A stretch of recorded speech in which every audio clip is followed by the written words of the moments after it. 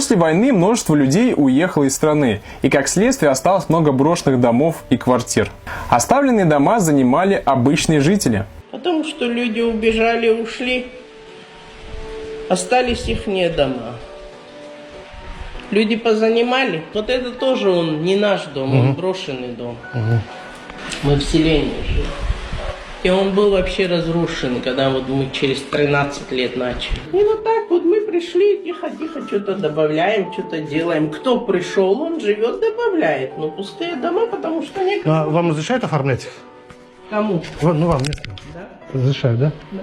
То есть любой желающий может любой пустой дом занять местный, да? Уже не займешь. Все, уже, все забито уже, все, да? Все занято. Они живут, потому что им не нужно. Вот у нас в селении дом. Мы там жили. Но наши дети выросли, вот сколько уже лет прошло. Наши дети выросли, семью свою создали, и мы решили сюда прийти, в море. Всю жизнь в селении копай, сажай, сей. А думаем, при старости поживем в городе возле моря. И пришли, вот здесь строимся.